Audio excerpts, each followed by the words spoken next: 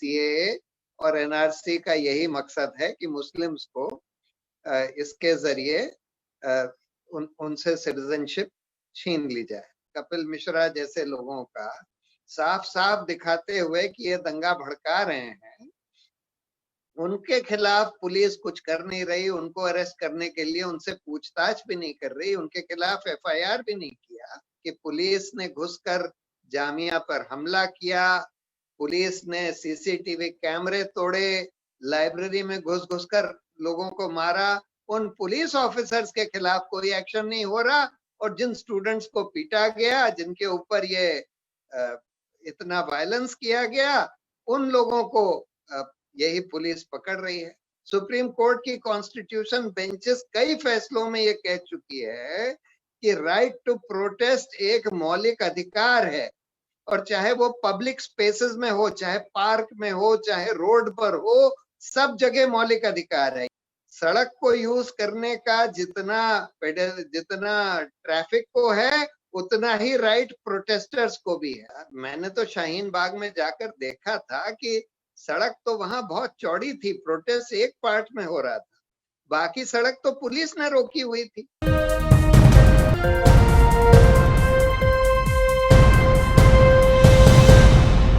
अमित शाह ने ये साफ कर दिया था कि भाई ये दोनों एक पैकेज डील हैं, एनआरसी और सीएए, और इस पैकेज का मतलब ये है कि एनआरसी को इस्तेमाल किया जाएगा बहुत सारे लोगों को, खासकर मुसलमानों को एनआरसी के बाहर रखने के लिए, और उसके बाद सीएए का इस्तेमाल किया जाएगा जिनको सरकार सिटीजनशिप देना चाहती है, जिन हिंदुओं को, और उसी लिए उसमें सीएए में मुस्लिम्स को स्पेसिफिकली एक्सक्लूड कर दिया गया।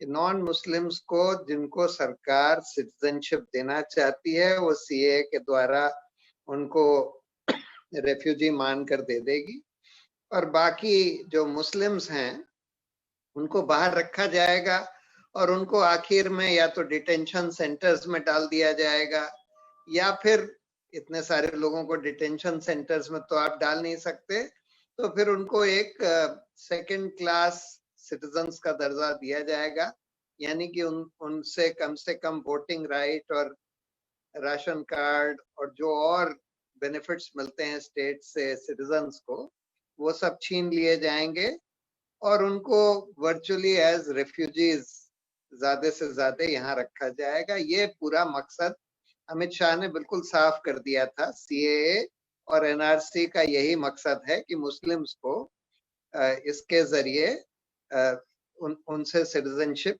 छीन ली जाए, और इसलिए बहुत अलार्मिंग था ये सीएए का कानून और एनआरसी और सीएए का, और इसलिए इसके बारे में बहुत जबरदस्त प्रोटेस्ट पूरे देश में शुरू हुए। शाहीन पहले जामिया और फिर जामिया के ऊपर जब हमला किया गया उसके बाद शाहीन बाग, और शाहीन बाग से स्प्रेड हो के पूरे देश में स्प्रेड हुए, लेकिन उसका एपिसेंटर यहीं दिल्ली में था, और दिल्ली में जगह जगह प्रोटेस्ट हुए। पर यहाँ पर जब सरकार को ये दिखने लगा और भाजपा को ये दिखने लगा कि भाई ये प्रोटेस्ट तो बढ़ते जा रहे हैं, बहुत स्ट्रांग हो गए हैं, और बड़े एग्जेम्पलरी प्रोटेस्ट थे ये। एग्जेम्पलरी इसलिए क्योंकि पहली बात तो इसमें महिलाओं ने बहुत बढ़ चढ़ कर हिस्सा लिया, और दूसरे इसलिए कि इसमें एक तो खैर बिल्कुल नॉन वायलेंट थे, बहुत वेल ऑर्गेनाइज थे, और इसमें जो बोला जा रहा था और जो सिखाया जा रहा था बगल बगल लोगों को, बच्चों को संविधान पढ़ाया जा रहा था, फंडामेंटल राइट सिखाए जा रहे थे, हिंदुस्तान के कानून सिखाए जा रहे थे, सभ्यता के बारे में, दूसरे कल्चर्स के बारे में सिखाया जा रहा था। तो एक ये प्रोटेस्ट एक तरह का मिसाल थे कि किस तरह से बिल्कुल पीसफुल और बढ़िया प्रोटेस्ट किसी भी डेमोक्रेटिक सोसाइटी में हो सकते हैं। लेकिन इसके बावजूद जब बीजेपी और सरकार को ये दिखने लगा कि ये प्रोटेस्ट बढ़ते जा रहे हैं और बहुत ये बड़ा मुद्दा बनता जा रहा है, तो इसको डिस्क्रेडिट करने के लिए, डिफेम करने के लिए इन लोगों ने ये कैंपेन चलाया। पहले तो कैंपेन चलाया कि भाई ये सिर्फ मुस्लिम्स का प्रोटेस्ट है, ये एंटी नेशनल्स का प्रोटेस्ट है, ये टेररिस्ट का प्रोटेस्ट है। और उसके बाद बिल्कुल सोची समझी राजनीति के तहत इन्होंने इनके ऊपर पहले तो फिर भड़काना शुरू किया कपिल मिश्रा, अनुराग ठाकुर वगैरह के थ्रू, और फिर फाइनली इनके ऊपर अटैक किया गया, और जिसके चलते हुए ये दंगे कराए गए। मतलब दंगे क्या थे, मोस्टली जेनोसाइड था जैसा गुजरात में हुआ, लेकिन थोड़ा बहुत रिटेलिएटरी वायलेंस जो मुस्लिम्स के ऊपर जो वायलेंस हुआ उस पर हुआ होगा। लेकिन सबसे जो खतरनाक चीज है और जो सबसे अनफॉर्चुनेट चीज है कि उसके बाद जो दिल्ली पुलिस ने इन दंगों के आड़ में जो हमारे बहुत बढ़िया स्टूडेंट एक्टिविस्ट थे, खासकर यूथ एक्टिविस्ट थे, उनको एक एक करके अरेस्ट करना शुरू किया और उनके खिलाफ यूएपीए लगाना शुरू किया। और स्टोरी ये बनाई गई कि ये प्रोटेस्ट ही दंगा कराने के लिए कराए गए थे। और इसलिए जो लोग इन प्रोटेस्ट को ऑर्गेनाइज करने के फोरफ्रंट में थे या जो प्रोमिनेंट थे, उन लोगों को एक एक करके इन लोगों ने अरेस्ट कर लिया। और यूएपीए ऐसा कानून है कि जिसमें बेल लेना बहुत ही मुश्किल है, करीब करीब इम्पॉसिबल होता है। और इस वजह से इनमें से ज्यादातर लोगों को आज तक बेल नहीं मिल पा रही।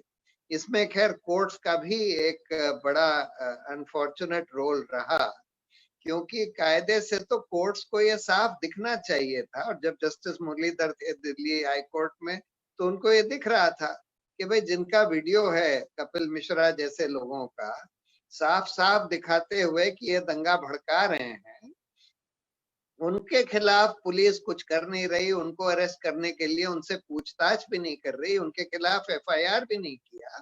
तो उन लोगों ने जब क्वेश्चन करना शुरू किया तो उनका तो ट्रांसफर कर दिया गया, और उसके बाद इस पूरे केस को ठंडे बस्ते में डाल दिया गया। और ये हम लगातार देख रहे हैं कि चाहे जो जवाहरलाल नेहरू यूनिवर्सिटी के ऊपर अटैक हुआ, जामिया के ऊपर अटैक हुआ दिसंबर 1 साल पहले, फिर जेएनयू के ऊपर अटैक हुआ उसके थोड़े दिन बाद 5 जनवरी को। और अटैक में सारे वीडियोस हैं जो दिखा रहे हैं कि पुलिस ने घुसकर जामिया पर हमला किया, पुलिस ने सीसीटीवी कैमरे तोड़े, लाइब्रेरी में घुस घुसकर लोगों को मारा। उन पुलिस ऑफिसर्स के खिलाफ कोई एक्शन नहीं हो रहा, और जिन स्टूडेंट्स को पीटा गया, जिनके ऊपर ये इतना वायलेंस किया गया, उन लोगों को यही पुलिस पकड़ रही है। उसी तरह से जवाहरलाल नेहरू यूनिवर्सिटी में गुंडों को रात में घुसाकर हमला किया गया, लाइट बंद कर दी गई स्ट्रीट्स की उसी समय, फिर इन लोगों को घुसाया गया, पुलिस के पूरे एस्कॉर्ट, पुलिस ने उनको एस्कॉर्ट किया कैंपस के अंदर। अगेन उनके वीडियोस हैं कि वो वहां दंगा कर रहे हैं, स्टूडेंट्स को मार रहे हैं, टीचर्स को मार रहे हैं, लेकिन उनमें से एक के खिलाफ आइडेंटिफाइड भी हैं, लेकिन एक के खिलाफ आज तक कोई एक्शन नहीं लिया गया। ना तो उन दंगाइयों के खिलाफ, ये गुंडे जो घुसे थे, ना फिर पुलिस के खिलाफ जिन्होंने उनको घुसाया वहां पर।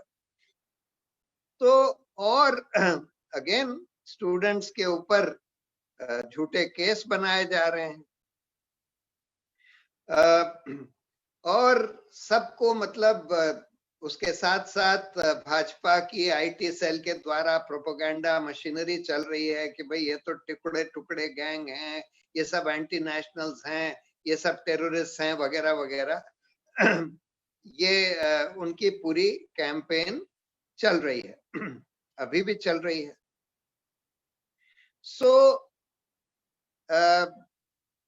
मतलब ऐसी सिचुएशन में, और फिर कोर्ट, सुप्रीम कोर्ट ने शाहीन बाग के संदर्भ में ये कह दिया कि भाई ये शाहीन बाग के, जबकि सब खत्म हो चुका था, जब एकेडमिक हो गया, ऐसे तो सुप्रीम कोर्ट कह देता है कि भाई ये मामला एकेडमिक हो गया है, हम नहीं सुनेंगे।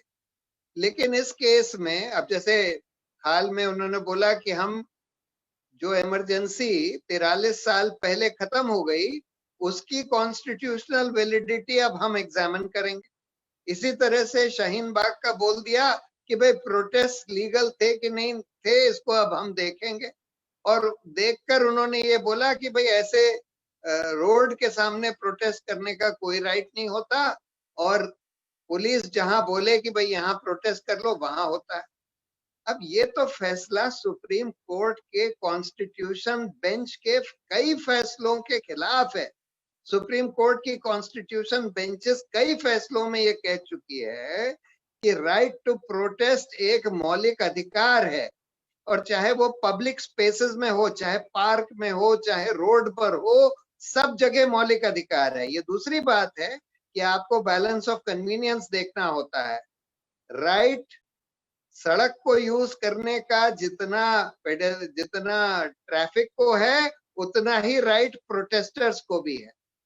लेकिन हाँ, ये ठीक है कि पुलिस रेगुलेट कर सकती है कि किस समय रोड को प्रोटेस्ट के लिए यूज किया जाने दिया जाएगा, किस समय ट्रैफिक के लिए यूज करने दिया जाएगा। रीजनेबल रेगुलेशन पुलिस कर सकती है, लेकिन कोई ये नहीं कह सकता कि there is no right at all to protest on the roads or to protest in a park or any public spaces. ये बिल्कुल गलत धारणा है जो कि सुप्रीम कोर्ट के शाहीन बाग के फैसले में दिख रही है। और आज ये कहा जा रहा है कि भाई ये फार्मर्स वहां हाईवेज को क्यों ब्लॉक कर रहे हैं। सुप्रीम कोर्ट में उसी तरह का केस किसी ने फाइल कर दिया, और जाहिर है कि सरकार ने ही फाइल कराया है, क्योंकि सरकार की तरफ से कहा जा रहा था कि हरीश साल्वे उसमें अपीयर होंगे पिटिशनर्स की तरफ से। और सरकार के कहने पर कुछ फार्मर्स यूनियन को इम्प्लीड कर दिया गया है, और फिर से ये कहा जा रहा है कि भाई ये लोग सड़कों को क्यों रोके हुए हैं। अरे सड़कों को तो वो इसलिए रोके हुए हैं क्योंकि सरकार ने सड़कें खोद दी। वो लोग तो दिल्ली आकर रामलीला मैदान में बैठना चाहते थे। सरकार ने उनको अपना मौलिक अधिकार का उपयोग करने से रोक दिया। 10-10 फुट गहरी खाई खोद दी, नेशनल हाईवेज में बैरिकेड्स लगा दिए, वाटर कैनन्स, टीयर गैस वगैरह सब चलाई उनको रोकने के लिए। तो वो लोग वहां बैठ गए, और वो लोग वहां बैठे हैं। लेकिन अब ये कहा जा रहा है कि भाई सड़क उन्होंने क्यों रोक दी। तो ये रवैया, मैंने तो शाहीन बाग में जाकर देखा था कि सड़क तो वहां बहुत चौड़ी थी, प्रोटेस्ट एक पार्ट में हो रहा था, बाकी सड़क तो पुलिस ने रोकी हुई थी। बाकी सड़क से तो पूरा ट्रैफिक निकल सकता था, कोई दिक्कत नहीं थी। शाहीन बाग का प्रोटेस्ट सड़क के एक छोटे से पार्ट में हो रहा था। तो बहुत दुर्भाग्यपूर्ण स्थिति है आज जिस तरह से देश में डेमोक्रेटिक राइट्स का हनन हो रहा है, जिस तरह से बिल्कुल गैर संवैधानिक कानून, किसान विरोधी कानून थोपे जा रहे हैं लोगों के ऊपर, और उसके खिलाफ जो लोग प्रोटेस्ट करते हैं उसको कुचलने की कोशिश सरकार करती है, उसको बदनाम करने की, किसानों को भी बदनाम करने की कोशिश करी जा रही है। ये तो खालिस्तानी है, ये पाकिस्तान से स्पॉन्सर्ड हैं, चीन से स्पॉन्सर्ड हैं, कांग्रेस से स्पॉन्सर्ड हैं, हर तरह की चीजें, टुकड़े टुकड़े गैंग हैं वगैरह वगैरह कहा जा रहा है उनके खिलाफ। तो ये तो एक बिल्कुल स्टैंडर्ड तरीका हो गया है सरकार का कि भाई इनको बदनाम करो और उसके बाद इनके खिलाफ झूठे केसेस बना दो और यूएपीए वगैरह लगा दो। तो अब सवाल ये है कि इन सब से कैसे लड़ा जाए। इस तरह के हथकंडे अगर सरकार लगाती है कि भाई जो लोग प्रोटेस्ट करते हैं, पीसफुली प्रोटेस्ट करते हैं, बिल्कुल गैर संवैधानिक कानून के खिलाफ या किसान विरोधी कानून के खिलाफ उनको कुचलने की कोशिश करी जाती है, तो उसके लिए लोग क्या करें। उनके खिलाफ पुलिस लगाई जाती है, यूएपीए तरह के बिल्कुल ड्रैकोनियन कानून का इस्तेमाल किया जाता है, तो लोग क्या करें। तो देखिए, एक बात तो ये है कि लोगों को, जैसे कि किसान के जो लीडर्स और किसान के प्रोटेस्ट में जो लोग आए हुए हैं, जिसके फोरफ्रंट पर पंजाब के फार्मर्स हैं और खासकर सिख फार्मर्स हैं, उन्होंने दिखा दिया कि ठीक है, सरकार को जो दमन करना हो करके दिखा दे, ठीक है, हम भुगत लेंगे, अगर हमको जेल में डालना है तो हम जेल में जाने के लिए तैयार हैं। तो ये इस तरह का हौसला और इस तरह का एटीट्यूड लोगों को अडॉप्ट करना पड़ेगा। मतलब कितनी जगह है जेल में तेरे, देख लिया है देखेंगे वाला एटीट्यूड लोगों को बनाना पड़ेगा, बिकॉज इस तरह की सरकार के साथ लड़ने का वही तरीका है। अगर जो डर गया वो मर गया, तो इसलिए डरना नहीं है। इन फार्मर्स और फार्मर लीडर्स से सीखना है, अपने हौसले बुलंद रखने हैं और जेल से नहीं डरना है। और सारा जो भी इनजस्टिस हो रहा है इस देश में, जो भी गैर संवैधानिक कानून, किसान विरोधी कानून या जो भी गलत काम हो रहे हैं, उसके खिलाफ आवाज उठानी है, उसके खिलाफ प्रोटेस्ट करना है और जेल से नहीं डरना। और यही हमारे इन सारे स्टूडेंट एक्टिविस्ट ने, जिन्होंने सीएए के खिलाफ प्रोटेस्ट किया, या जो ये फार्मर्स प्रोटेस्ट कर रहे हैं आज ये फार्म लॉस के खिलाफ, इन्होंने यही हमको दिखाया है, यही सिखाया है और इसी से हमको लड़ना है। और अगर हम खड़े रहे तो इसमें कोई शक नहीं है कि ये सब क्योंकि मैं देख रहा हूं कि पब्लिक ओपिनियन अब बड़ी तेजी से सरकार के खिलाफ बनता जा रहा है, और मुझे कोई डाउट नहीं है कि हम लोग अपने लोकतंत्र को रिक्लेम कर लेंगे। सभी अहम खबरों के लिए न्यूज़ MX को सब्सक्राइब करें, साथ ही बेल आइकॉन को जरूर दबाएं। लाइक, शेयर, कमेंट करना ना भूलें।